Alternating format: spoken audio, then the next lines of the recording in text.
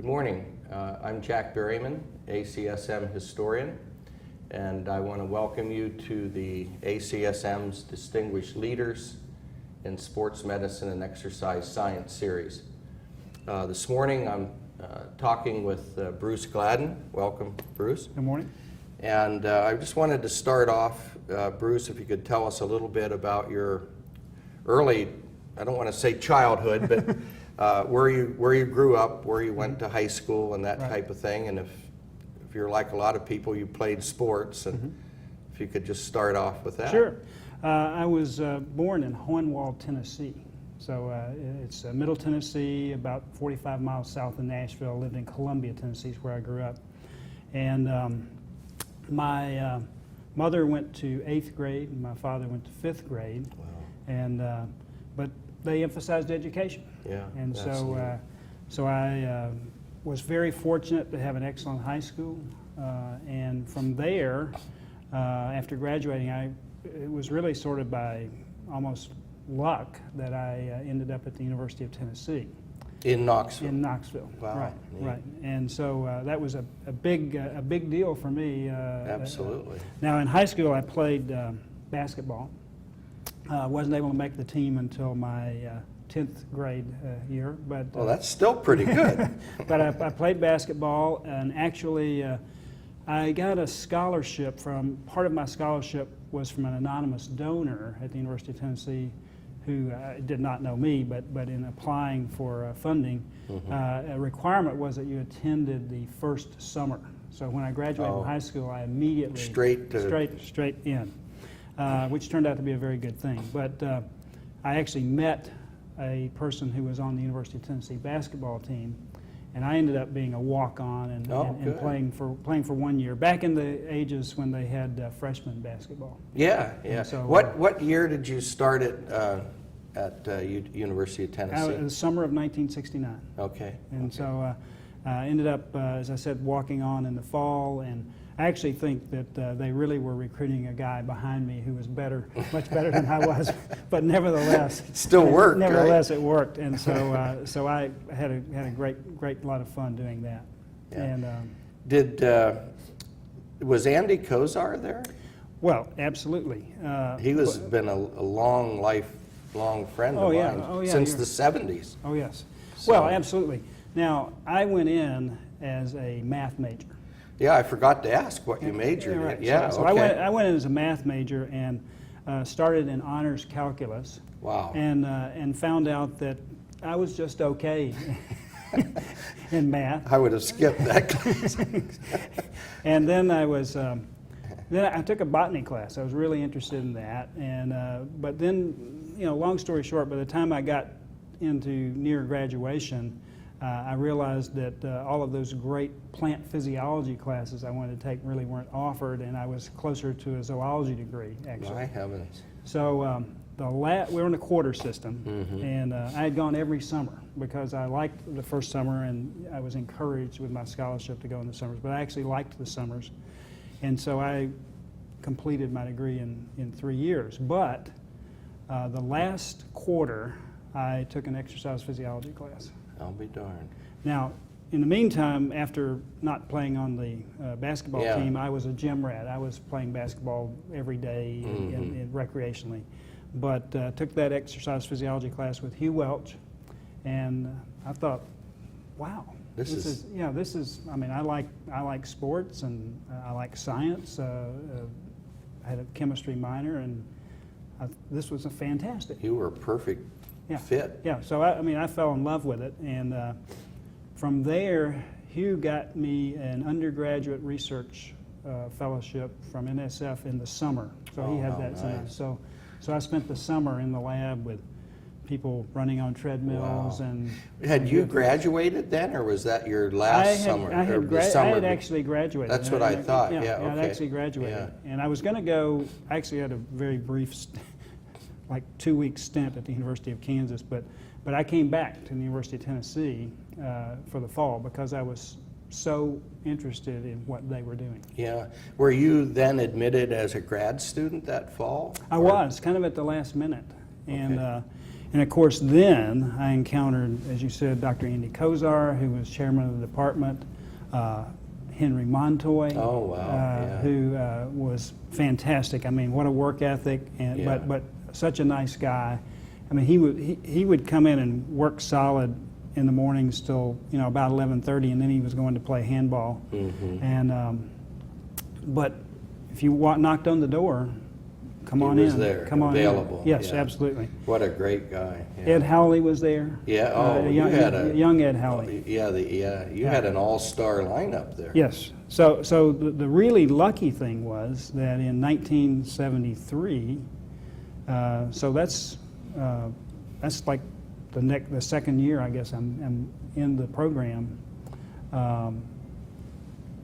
Andy Kozar, you know all this, you've written about it, but Andy Well, Kozar and Dr. Montoy, Welch, and Howley founded the Southeast chapter of the American College of Sports Medicine. And so I was lucky to go to the very first one in Fantastic. Gatlinburg in 1973. Wow. And that's See, really where I started with ACSM. That is amazing. So you actually got to meet some of the really early people. I mean, they were still active in '73. Oh yeah, yeah. Some of the Not knowing who they were at the time.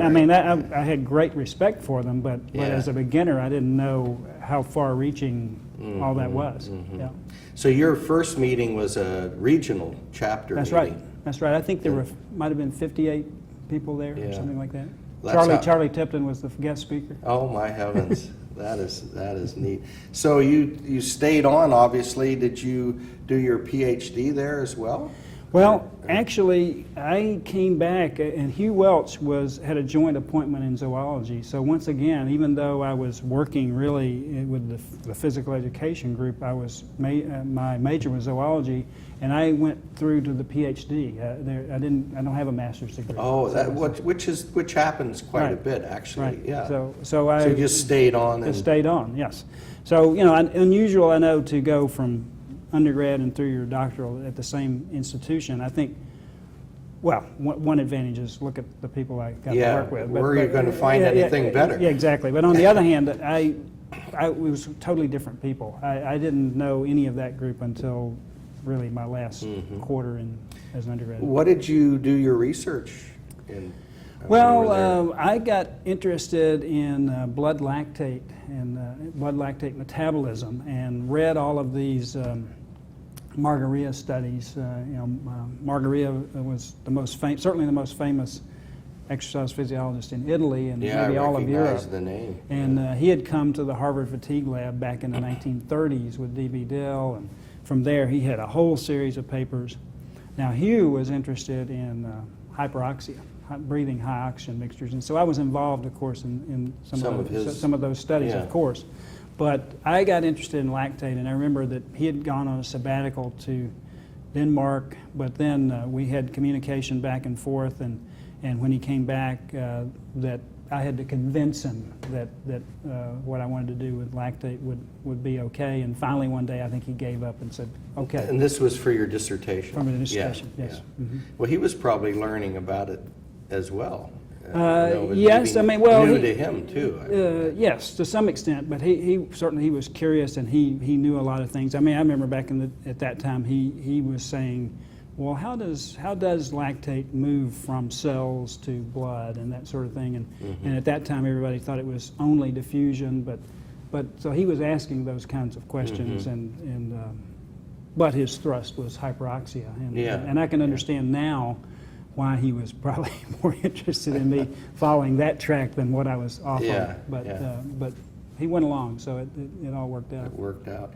Did you give one of your probably early papers at one of ACSM's meetings, regional or national? Yes, I did. I presented it at the regional level, and actually even more fortunate was in 1975, the National ACSM meeting was in Knoxville. That's right, yeah. And so I was a graduate student still at that. So I had the good fortune to attend the first Southeast, and then a couple of years later, the national meeting was in Knoxville. And you got to help out. I was Yes. a grad student when Exactly. they had meetings in town, and Exactly. we were driving people from the airport and Exactly. doing Yeah. all the Yeah. work behind the scenes, but you got to meet everyone, which was really That's right. pretty neat. Yeah, and of course, that's the really exciting thing, is that you've read these papers And and now, like, here he and now is. you see these people. Yeah. And you find out that they're really ordinary, nice people, except they're really smart. Give us a goal to shoot for, Exactly. I guess. So that was, of course, very exciting, and again, continued my interaction with ACSM. Yeah, and so let's pick up with, I guess, your first position after leaving Knoxville. Right. So where did you go next? Well, I applied for some jobs, but again, by good fortune, I ended up doing a postdoctoral fellowship with Wendell Stainsby at the University of Florida. Okay. And Wendell had been Hugh Welch's major advisor. Okay. And so I ended up down there and learned an entirely different experimental technique and approach, which I've actually now has been what I've used most of my career. But that was fantastic to be able to work with Wendell. Wendell was one of the probably early, at that time he would have been called a basic scientist. I mean, nowadays basic science gets down to cellular and genetic and molecular things. Very basic. Very basic. And so, basic depends on where you stand. Yeah. But he would have been certainly a basic physiologist at the time, but was one of the early people, I would say, who was attending ACSM and even Southeast ACSM. And I mean, he would discuss research with anybody. I mean, literally with custodians.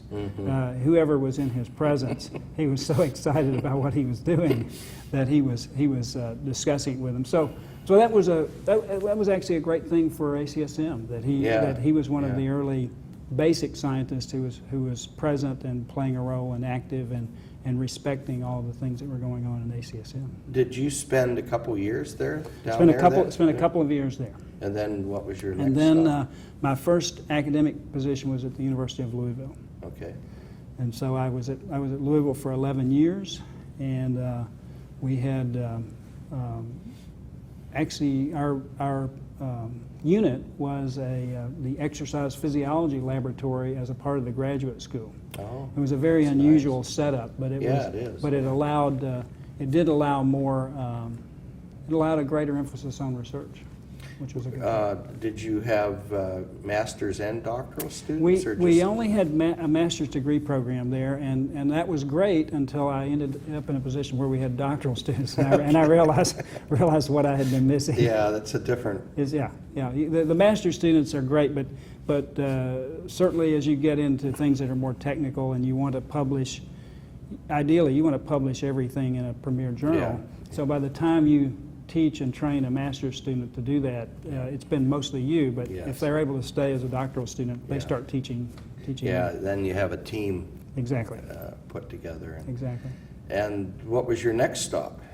Well, I loved Louisville, and I Yeah. loved the position, and loved the area, and even at a young age, I kind of thought, well, this is where I'm going to be. But I had a call from Dennis Wilson, who had played an important role in Southeast ACSM, and had been Dennis Wilson was finishing his doctoral degree at University of Tennessee, Knoxville, my first year there. Okay. And so he and I had been friends, and Sure. so he called me and said, you should apply for this job. And it was for an assistant professor, and I was already associate for several years, and I was like, well, I don't think that's going to work. He said, just apply. And so where was that? That was at Auburn. Oh, which is And- where and you are that's where now, I am now, think. and that's Okay. that's where I've Okay. been for the now 20, Okay, I'll 26 let you go back with your story. But No, yeah, but that's, okay. so I ended So up. you applied and and they figured it out. Yeah, and so, yes, that's right. And because Dennis was very well respected on the Auburn campus, and so fortunately when I kept saying, well, what about this, what about that, they kept giving positive answers. Saying all the right Yeah, things. and so I got myself into the position that, well, I can't say no now, but that was a good decision. And that's So worked. fond memories of Louisville, but Yeah. Auburn's been great. Yeah. So when you got there, did they already have a program well established, or did you end up doing some building, maybe a little of both? Well, they were well on their way. I mean, and you know, as you well know, from the 70s, at least into the 90s, we were, maybe 60s into the 90s, we were in this transition to, I guess, to physical education becoming somewhat more of a profession. Absolutely, I've lived through it. And more academic. more academic, more. I don't know. You know, there are lots of great things done in physical education, so I don't mean to denigrate agree. that. Yeah, but, I know what you're saying, but there Bruce. was a change towards Yes. towards a Higher standards, I science, think. a science approach, Yeah. and that sort of thing. So I think Auburn was on its way to that, but at the same time, I was the first person in the department to be doing animal work, Oh, for okay. example. Yeah. Okay. I remember Tipton has stories about the first try to do animal studies, and Right. ACSM didn't want any part of it Right, early right. on. Mm-hmm. Well, before we run out of time, I want to talk to you a little bit about your new workload as editor of MSSE. That's quite a, Yes, as you can imagine, quite a challenge, because I knew Andy and Right. all your predecessors, literally, Right. and it's a lot of work, but it's a great journal. Yes, I'm excited about it. Certainly, I reviewed. I don't know for a long time, obviously. Yeah. And then Kent Pandoff appointed me to the editorial board, and I believe Kent. I'm forgetting my history now, but I believe Kent might have appointed me as an associate editor. I'm not sure, but then Andy appointed me associate editor in chief. Oh, And really, you know, these guys were very much mentored me in that direction, and so when the opportunity came, I thought I would try a new challenge, and it's been very interesting. MSSE gets lots of submissions. We receive over 1,300 submissions every year, and at the moment, we have the luxury, because of that, to be aiming for about a 20% acceptance rate. So we think that's going to help the journal continue to grow in impact and importance. well, the journal has always gotten such high ratings, you know, in anything you look at. It's one of the premier journals. It's interesting to look at the Lippincott, Williams, and Wilkins, the publisher, gives these reports, and it's amazing how, I mean, MSSE is really, really well ranked. Absolutely, and thanks to, you know, the early editors. And, Absolutely. you know, Well, and that's the challenge, right?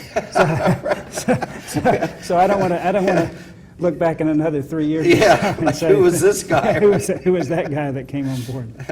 And of course, you already know how helpful the National Center publications people are. I mean, they're just awesome. Well, absolutely. I mean, Ken Wilson and the support staff there are fantastic, and I mean, you know, my name gets to go up there at the top, but the journal is about the associate editors, that board, because they are the people that make things happen on time. They're the people that get the correct reviewers and make the right decisions. So that's true. So it's really built on what they do. It's a group effort. Absolutely. Because I'm sure you started out reviewing a long time ago, and then you worked your way up. Right. But how many have you? I'm trying to remember how many issues you've done. Have you done a few already? Well, or I'm about a year and a half in. Yeah, I didn't think it was that many. And Wow. I had a Time I had a flies. half year of transition Yeah. with Andy. So the first year, about July, all the new submissions started coming to me, and Andy handled all the older stuff. Okay. And then January 1 of what would it have been? January 1 of 15. 2014. Oh, 14. So it is a year and a half. Yep. basically. Yep. Wow. So by now you have the system pretty well worked out. Pretty well. There's always something. Yeah. So that's I think that's sort of the interesting nature of the job, is there's always something to deal with. You're always getting new submissions to assign to associate editors, but then you have occasionally a little bit more often now that our acceptance rate is going down. and that means the rejection rate's up. Yeah, So a little, that's an issue in and of itself. yeah, a little right? bit more often getting appeals about, Why was this yeah, rejected? yeah, exactly.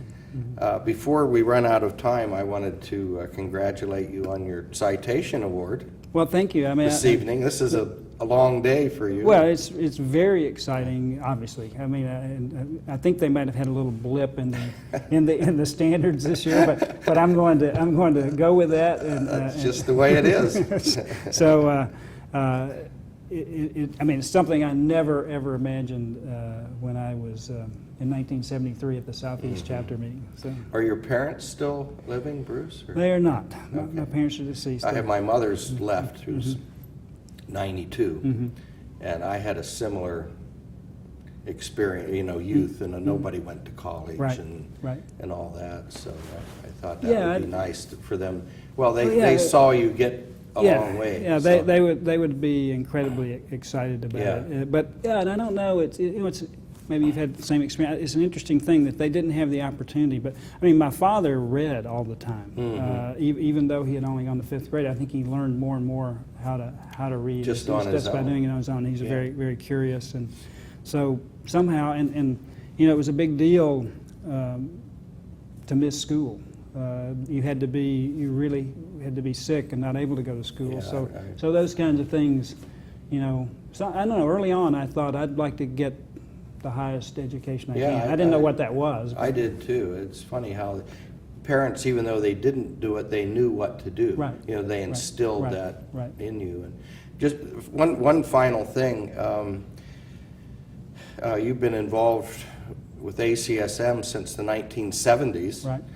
I wondered if you just had any thoughts on sort of where we've been and where we're at and where we might be going, and things going, other things we could be doing, or. Well, I mean, I think the big transition I've seen is that ACSM has become a large enough organization, and I guess sufficient power. I don't know what. I'm Yeah, not sure what the support right. and Yeah, I'm not sure what the right staff word and is. money, but and I but think- in order to that they've become important in policy. Yes. And so I think that's a big change. Of course, particularly in the Southeast, the sort of the basic science crowd really founded Southeast, and I think it's been a key element. But we're always, nowadays, there's so many specialty meetings pulling people away. So one of the things that we're continuing to emphasize is for the annual meeting every year is to be sure the basic scientists come back so we can share, translate between basic science and applied science and medical practice and all Yeah, that. I think that's been one of the big, so positive changes. More clinician involvement Right, too, and right. keeping the basic sciences, and then bringing in a lot of the practitioners too Right. with the summits and Right. the fitness journal and that So type of this thing. is the second year that we have a World Congress on Basic Science as part of the national meeting, which is I think going to be a good effort to maintain the presence of basic scientists in the meeting. Yeah, I know there was a time there when a lot of people were concerned it was going away. Well, yeah, there's so many other So many other and we're kind venues of in and- reductionism where cell signaling or genetic, they all have their Their own separate thing, areas, yeah. and so we have to be sure that we have that element remain, and I think we're managing to do that. Yeah, I do too. Well, anyhow, we successfully used 30 minutes. I told you it would go fast. Right, So it has. thanks so much, Bruce. Well, for- thank you. It's for been a talking. pleasure. I I'm really enjoyed honored it. to be part of the story.